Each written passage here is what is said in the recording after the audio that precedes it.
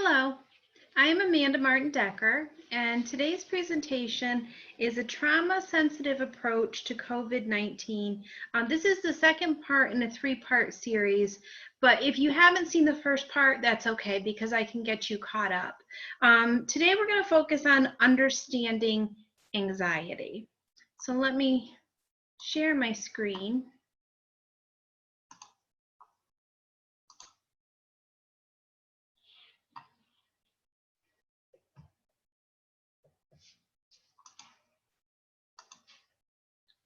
So why we do presentations like this? Presentations like this help us promote and foster a healthy and safe living environment for our community. And our hopes are that we are reducing risk factors and increasing protective factors as we are proactively shaping a new normal. So build back better. So today we're going to focus on a closer look at anxiety, what it is, understanding its triggers, and how we can help ourselves and others that are having trouble with anxiety right now. So for the purpose of this presentation, I'm going to focus on defining anxiety as a fear of a made-up future. And the reason I liked this definition, even though I know that anxiety is much more complicated than this, and I've really simplified, is I know that anxiety, if you look at the data, if you look at the statistics, anxiety is something that is on the rise. Right now, we are living in a world that none of us have navigated before, so a lot of us are feeling some anxiety because when we think about the future, sometimes all of it's made up. We don't have that pattern to fall back on. What is tomorrow going to look like? Because we're so busy trying new things to see what's going to work. If you did catch my last presentation, we did talk a little bit about the brain and how our brain is pattern seeking.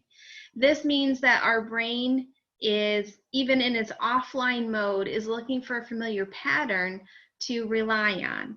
That's why when we have a frustrating day at work, we can get in our car, let our mind wander, and before we know it, we're home because our brain said, even offline, I've got you. I know the way home. We've done this before. It's a pattern. I can get you there. So our brains really rely on that pattern. That's also why, when taking our reusable bags to the grocery store was such a challenge for some of us initially, because how many times did we get into the store, sometimes right to the checkout, and realize we didn't have our bags to put our groceries in? It was because it was a new pattern and our brain couldn't go to that offline mode and rely on it because it was something we were just creating. So in a lot of ways, that's where we are right now. We are creating new patterns because we don't exactly know what tomorrow's going to look like, right? We're kind of building as we go along. And because of that, sometimes people can feel very anxious. They aren't sure what tomorrow holds, so sometimes they play worst case scenarios, or they're tired and they had a bad day and they just think, you know what, every day is going to be bad moving forward, right? They get stuck in that negative brain pattern. What if? What if this happens? What if this? What if this? What if this? And we can actually find that our thoughts ruminate, go over and over again on the same scenarios just because we don't have the information we need to rely that we'll get through this. So that's what anxiety is. It is a fear of a made-up future. And a lot of people right now are saying, hey, this global pandemic, I feel very anxious because things that I could always count on are different now. So I feel anxiety about what the future holds. So anxiety can feel different to different people. So what anxiety can feel like? It can, here's a list of things. It can feel like overthinking. It can feel like headaches or stomach trouble, panic attacks. So go ahead and just kind of look at the list. You might recognize some things that, okay, yeah, when I'm not sure and I'm feeling anxious, these are some things that seem to affect me. So just a little self-awareness Are there anything on this list that affect you? And just as a note, when you think about your loved ones, if you're a teacher and you think about your students, you might actually think of some people that pop into mind that, oh, I know somebody that when they're overwhelmed, they really avoid doing the things that they need to do. Avoidance is definitely one of their issues. So that's just something to take note of too. It could be anxiety related. Now, anxiety is a little bit more complicated than I have given you. So I give you the very simplified version. But just to give you a little bit more information, we're going to talk about two types of anxiety that are very common. You have the over-functioning anxiety and the under-functioning anxiety. And here's a list of each one of them and how they kind of play out in somebody's behavior. So over-functioning anxiety can look like, that person that is just go, go, go. They're doing everything for everyone. They give out advice because they are solving everybody's problems. If there is something that, someone needs to step up and take responsibility, they're the first one in line. They're always helping. They have to stay busy. It's hard for them to stand still because they've got to be go, go, going. That can actually be an anxious response. And then on the other side of that, you have the under-functioning anxiety, which can look more like letting others do everything. So even though you are perfectly capable, you take that back seat and let other people take care of things.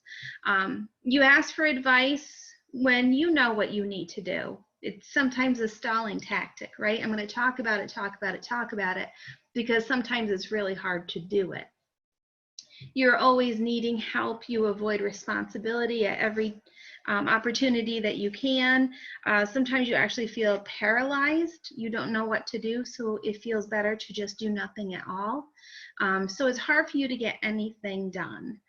This list came from motivational speaker Mel Robbins, and if you have a chance to follow any of her works, she has a lot to say about anxiety and how it plays out in a person's life. So as you can imagine, if you have an over-functioning anxious person paired with an under-functioning anxious person, you can get a very codependent relationship, right? You're going to have the over-functioner take control, and the other functioner is going to say, go to it, right? Have at it.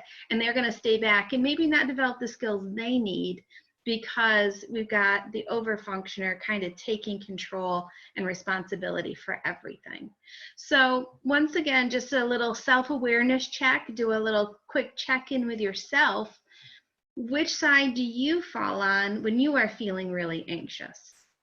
And maybe you see a little bit of both, or maybe you can say, oh, okay, yep, I definitely see myself in that.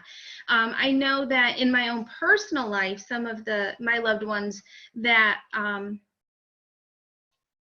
think they've been described before as a type A personality could probably actually fit in that over-functioning anxiety role, right? They do like to help, they do like to be productive, but at what point is it they can no longer slow down? It's not balanced. They're that type A. It's got to be all or nothing with them. That can be anxiety, actually, and not just a personality type.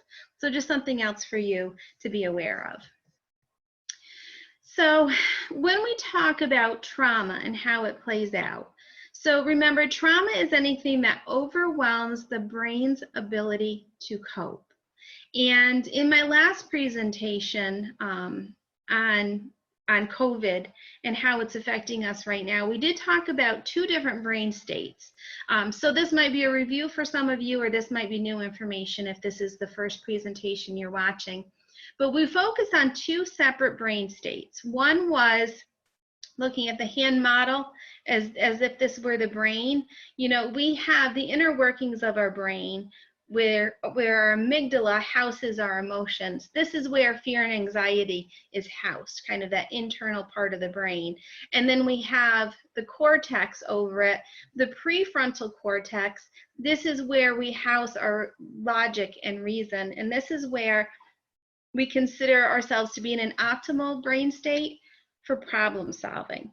So what happens when a person has suffered some sort of trauma or something beyond their ability to cope, we call that flipped stage, where maybe their fears and anxieties take over. And if a person doesn't know what to do in this stage, what they're going to do is develop some maybe coping skills that work for them right in the moment, but long term aren't actually healthy coping skills. It's kind of a survival instinct to do what needs to be done, right, to get through the day. But what we want to do is focus on teaching somebody how to, when they're in that anxious state, calm themselves down so that they're in the optimal brain state for solving problems, right? Because when somebody is feeling really anxious and they're in this state and you try to teach them what they need to know to get out of it, it's not going to be well received, because it is very hard to learn in this brain state, right? This is more like a warning brain state than an actual problem-solving brain state. So we want to teach them to calm their anxiety down so they can tackle the problem. So we talked a little bit about doing a self-check and finding out, what brain state you are in at the moment, and learning to recognize, okay, wait, I'm not in an optimal brain state. I'm not feeling relaxed and alert, right? So you know that you are flipped, and that's when you need to bring yourself down. So the best way to do it is just a self-check-in. Am I feeling relaxed and alert? Does my conduct, my behavior suggest I am feeling relaxed and alert? If the answer is yes, then this is a good time to learn, to problem solve, to figure out maybe where your anxiety is coming from and how you can handle it best. If your answer is no, I am not feeling relaxed and alert, you might be in a flipped brain stage where your anxiety, your fear, your worry, your emotions are kind of taking control. This isn't a bad thing, right? This is a warning that something is off. Something has to be taken care of. So we need to listen to that warning. But if we want to get to the point where we're solving the problem, we need to calm that anxiety down.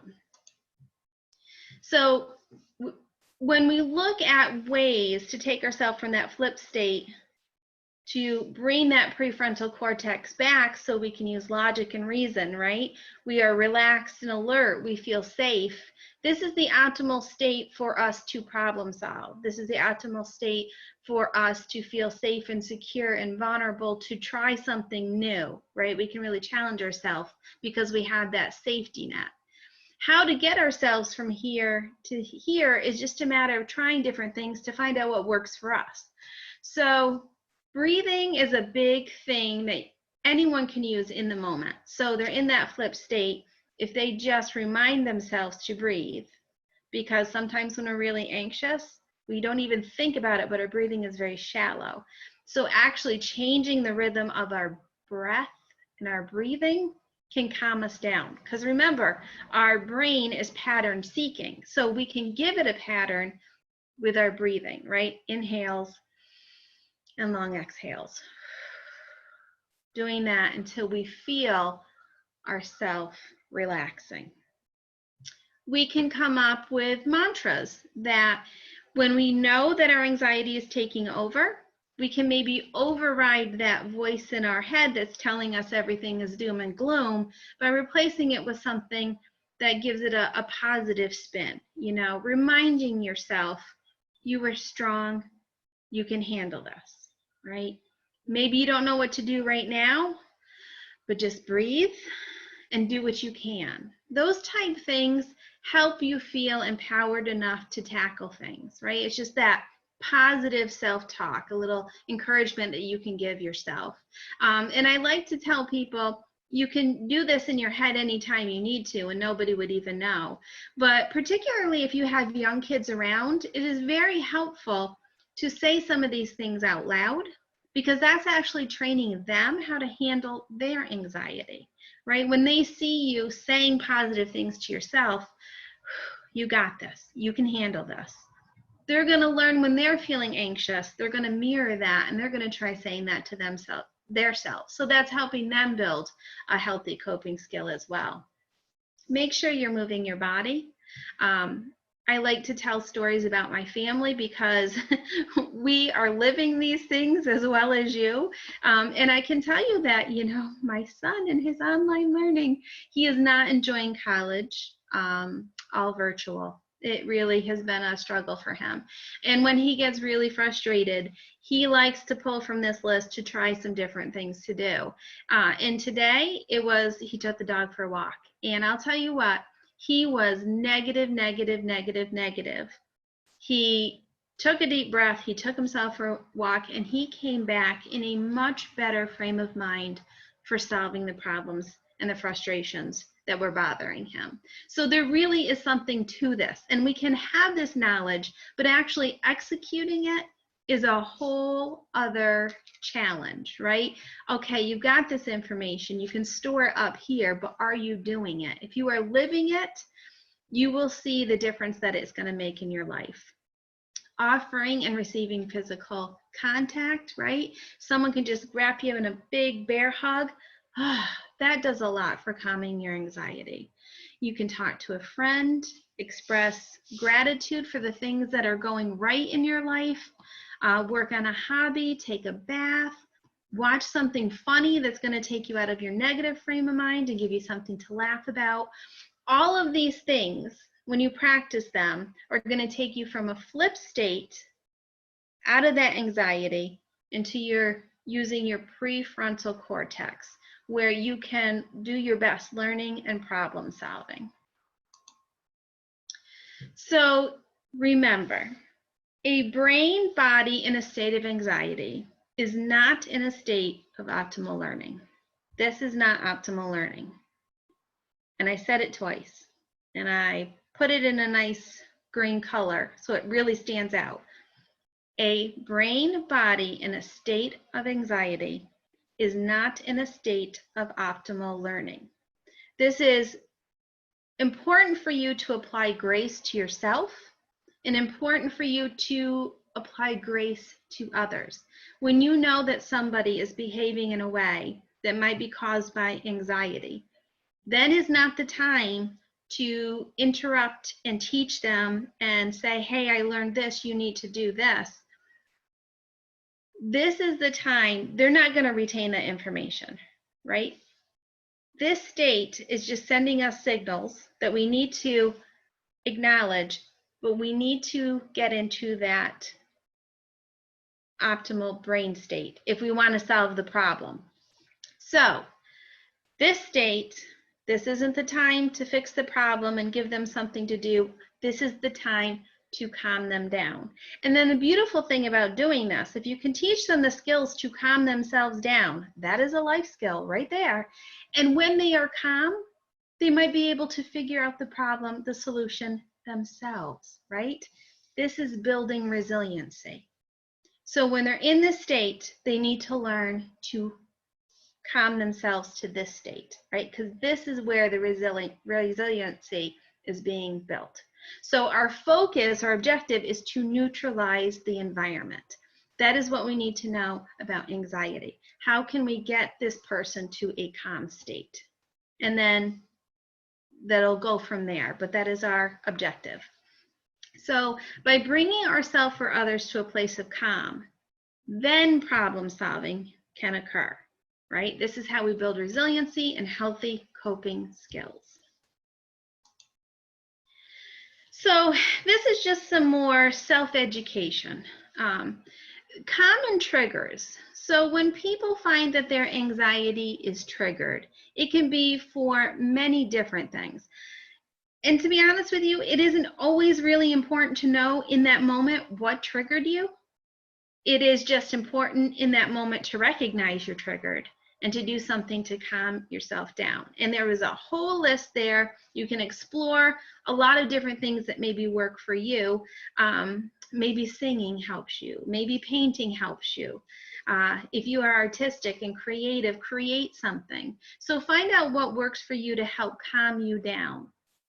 And then, and only then, when you are calm, then you might want to explore, gee, what happened? What is it that triggered me? So that I can know for next time, so I'll be better prepared to handle it. So, you know, maybe what triggered you was you were talking to somebody and they just brushed over what you said and you felt like they weren't valuing your input. Maybe that was a trigger for you. Maybe something happened that actually made you feel unsafe or unloved. And so you went into that anxious, worried state. It triggered you.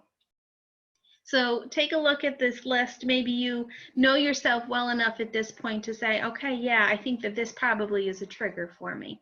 And your trigger is going to be different than somebody else's.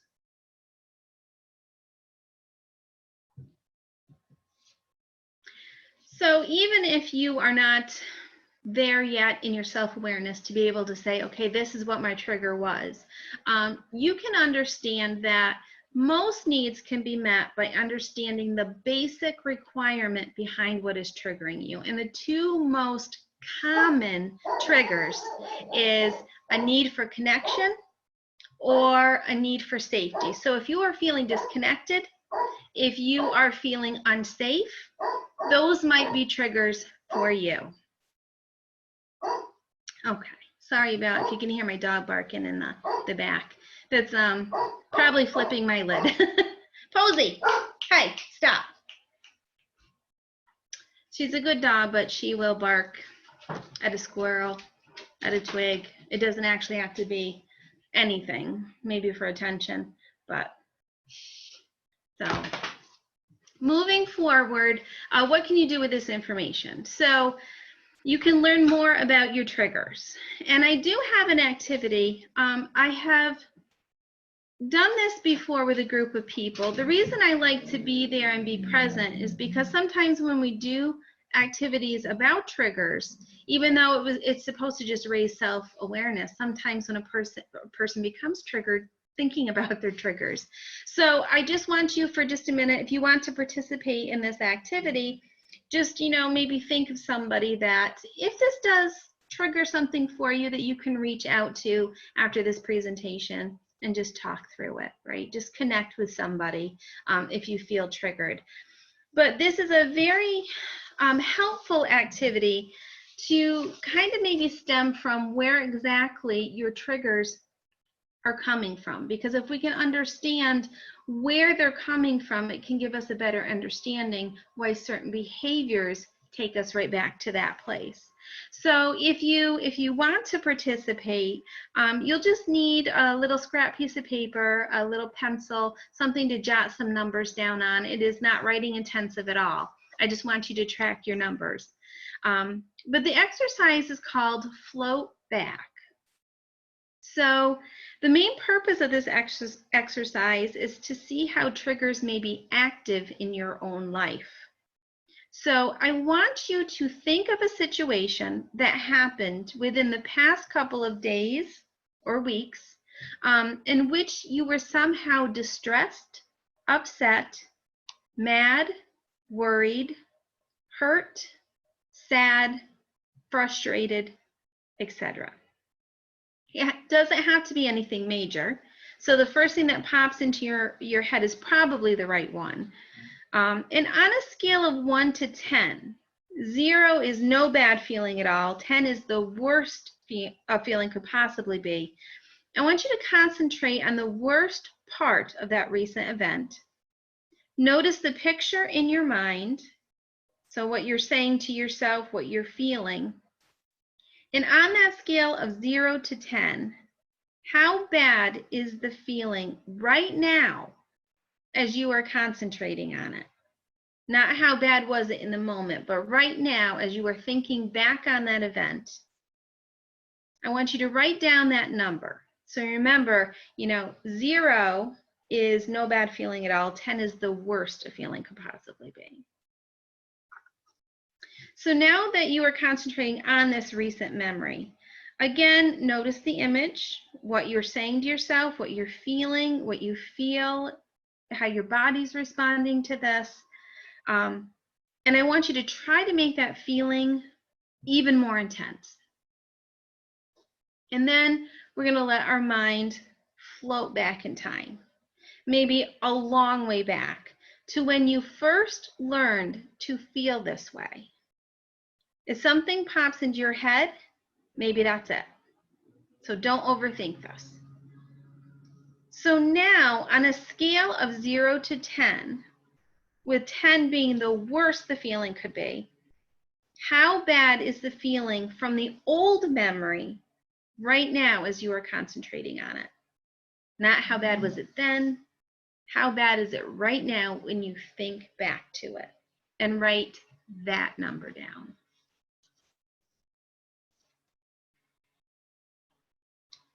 So because you have two numbers written down now, and because I asked you to think about something that might be upsetting, even now, just thinking back at it, let's do just a quick deep breathing exercise that should help you feel a little bit relaxed again.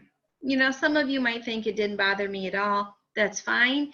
You probably won't notice a difference with this breathing exercise, but it's not going to hurt anything, so join along.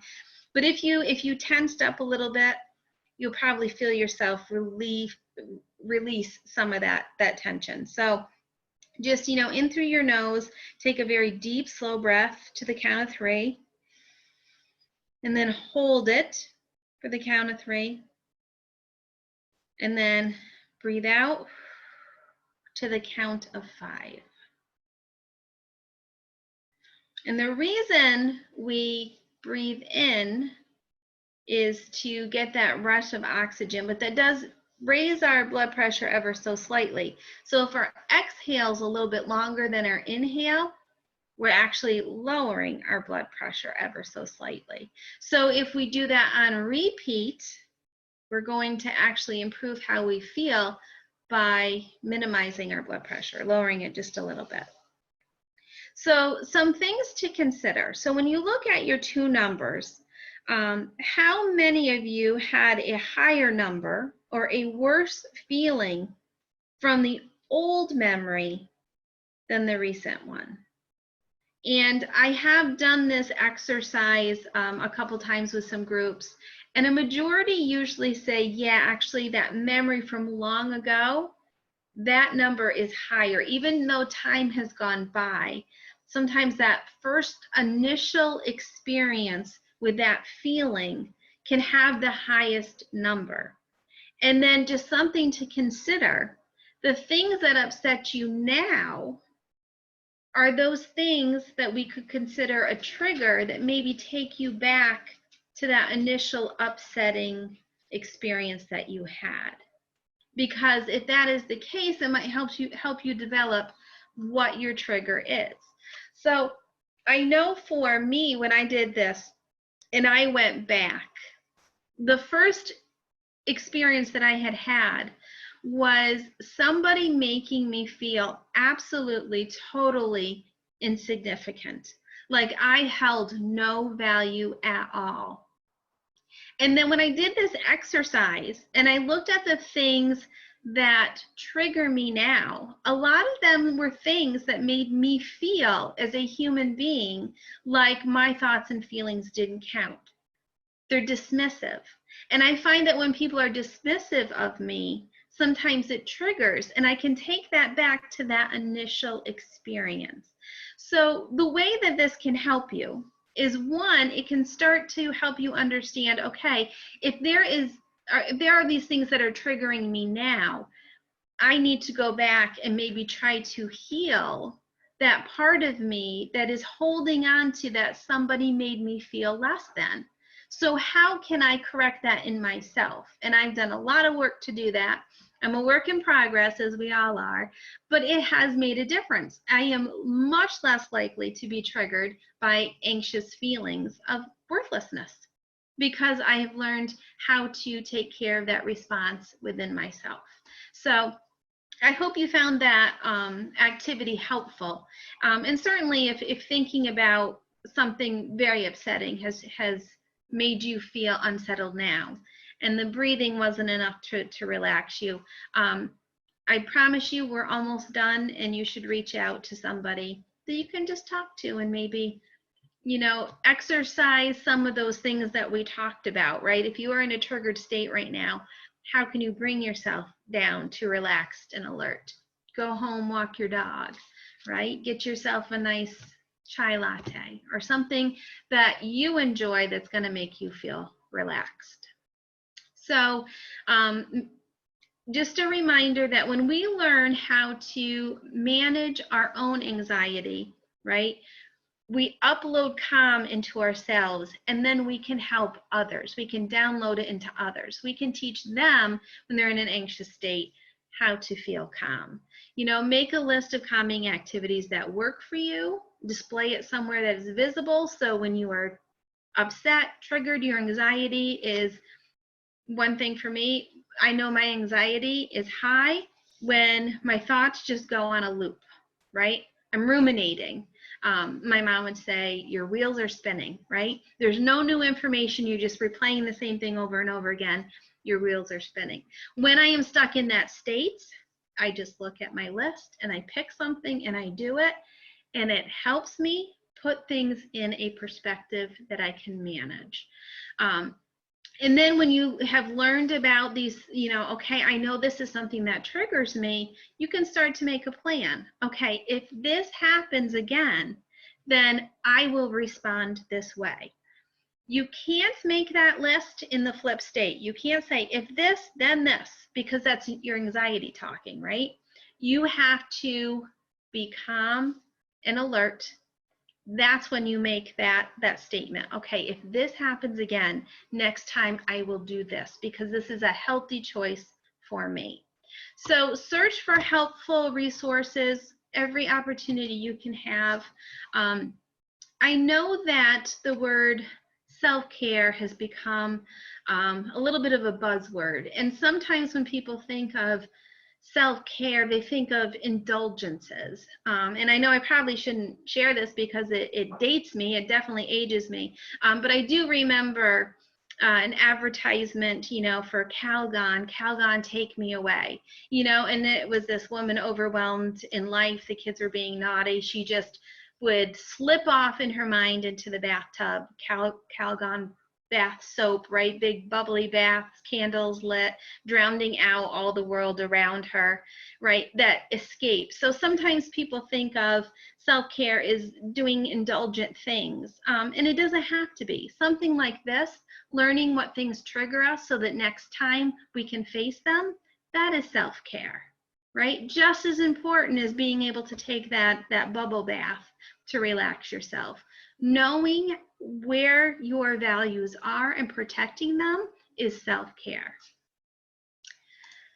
So this is just a slide that shows, you know, where I drew some of my information from. If you want to, you know, take a screenshot and do a little digging of your own, this is where I got most of my information. And then to finish up, the last thing I want to do is I do look forward to the feedback from these presentations. This helps me tweak things so it's more meaningful for all of you. So if you could just jot down these questions, or, you know, take your cell phone and take a screenshot of this. If you could send the feedback to me at adecker@stny.twcbc.com. And just answer these. Well, you know, tell me what presentation you watched. So today's presentation was a trauma-sensitive approach to COVID-19, understanding anxiety. Just share with me, number one, will you share what you learned from this presentation? Yes or no?